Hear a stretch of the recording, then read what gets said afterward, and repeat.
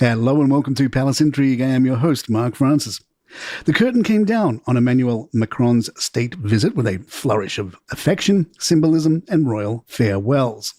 As the French president and his wife Brigitte bid adieu to King Charles and Queen Camilla outside Windsor Castle, Macron sealed the moment with a flurry of kisses, including one for the Queen and a heartfelt Entente Amicale, if I pronounced that correctly, directed at the King, echoing Charles' own words from the state banquet the night before. The men lingered in conversation, holding a handshake that stretched 28 seconds as Macron gripped the King's arm and offered warm thanks for the royal hospitality. The Queen and Mrs. Macron, meanwhile, shared double-cheek kisses and quiet words that appeared to hint at future plans involving Camilla's private secretary. Earlier in the day, the Macrons had laid flowers at Queen Elizabeth II's tomb in St. George's Chapel before joining Their Majesties for a walk through the Windsor Castle Gardens. There, Charles presented Macron with a 9-foot oak sapling, reciprocating a similar gift given by Macron during the King's visit to France in 2023.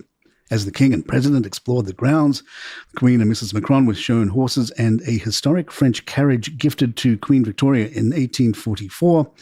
Camilla doted on one particularly notable steed, Fabuleux de Mercer, a horse given to the late Queen Elizabeth by Macron in 2022. Fabulous, fabuleux, she called him, praising his looks and temperament as the women posed for photos.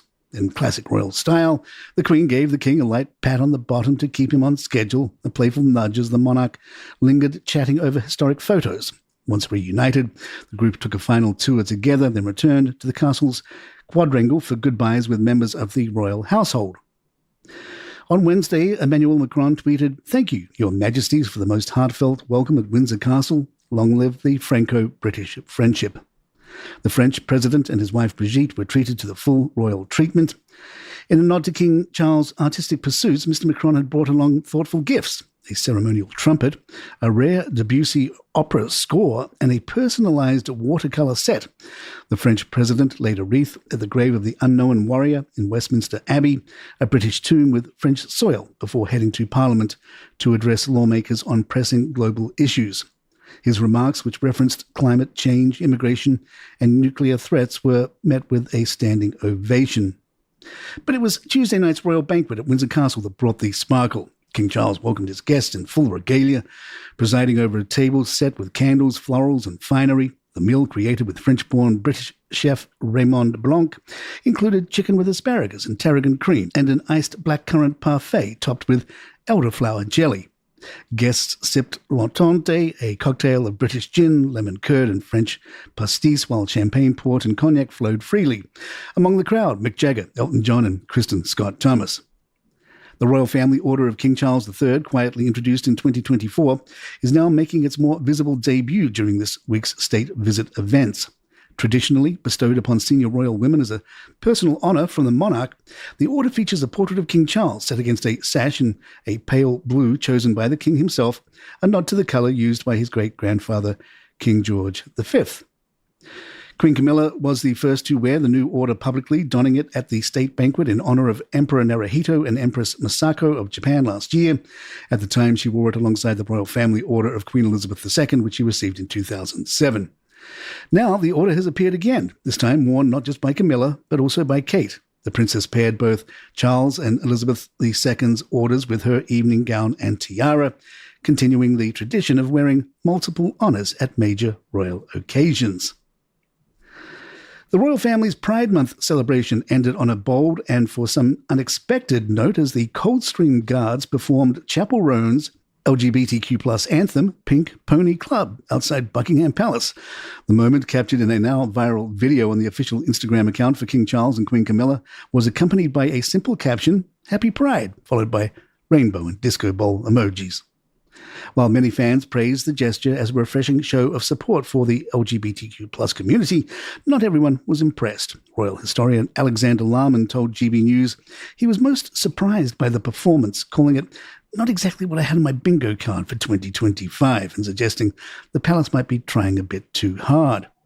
The move marked the first time the royal family has formally acknowledged Pride in London, and the decision to do so with a brass band rendition of a queer pop anthem did not go unnoticed. Supporters flooded the comments with praise, lauding the king's openness and the symbolism of the guards, whose primary role is to protect the monarchy, stepping into the spotlight with a message of inclusion. More palace in just a moment. Our new spin-off series, Crown and Controversy, kicks off this Sunday, with Season 1 taking a look at the courtship of William and Kate. There will be new episodes every Sunday on its own feed, so please follow Crown and Controversy on your podcast app. If you'd like to listen to the entire season right now and commercial-free, become a premium subscriber to Calaroga Plus. For just $5 a month, you'll get this show, Palace Intrigue, without any commercials. Crown and Controversy's full season available ad-free right now, plus more than 25 other shows on the network, all without ads or feed drops. And that's thousands of shows in that list. If you're on Apple Podcasts, click on the banner that says Uninterrupted Listening right there at the top, and you can even get a 30-day free trial of this service. For other podcast apps, just go to calaroga.com/plus, and we have the link there in the show notes. Crown and Controversy starts this Sunday.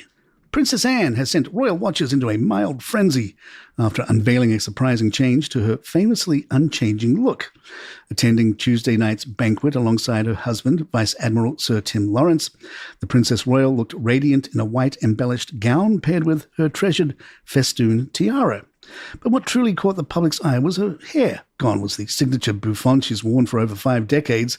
In its place, a softer, lower chignon-style updo that fans quickly celebrated as both elegant and flattering. Social media lit up with admiration, with comments ranging from "Ma'am is serving looks tonight" to "Princess Anne's hair looks so lovely." One admirer declared, "A real princess through and through." Sophie also caught some looks wearing a £1 million tiara that was once worn by Queen Elizabeth II. Queen Camilla was back in familiar territory on Wednesday as she took her seat in the royal box at Wimbledon, this time to watch the men's quarter-finals. A long-time fan of the sport, Her Majesty arrived at centre court accompanied by her sister, Annabelle Elliott, and made a point of shaking hands with Novak Djokovic, wishing the 7-time champion good luck ahead of his match against Italy's Flavio Cobolli. Djokovic, ever the gentleman, thanked her for attending. In the morning, she and the king had seen their guests off before heading to Buckingham Palace to view an exhibition featuring artwork created during the king's official travels.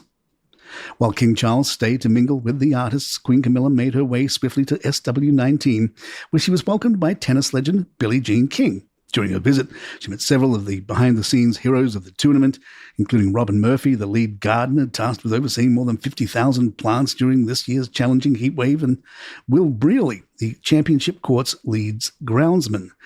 Both celebrating 2 decades of service, she also spoke with Maylene London, the club's collections manager, who has played a key role in preserving and showcasing Wimbledon's rich heritage. Elsewhere on the grounds, Peter Phillips, the King's nephew, was spotted enjoying the day with his girlfriend Harriet Sperling, further adding to the royal presence at this year's championships. And there you have it. If you'd like to email us, our address is thepalaceintrigue@gmail.com. Please follow us on Spotify, Apple, the app for your choice, and leave us a nice review if you're enjoying the show. I'm Mark Francis. My thanks to John McDermott. This is Palace Intrigue, and good times.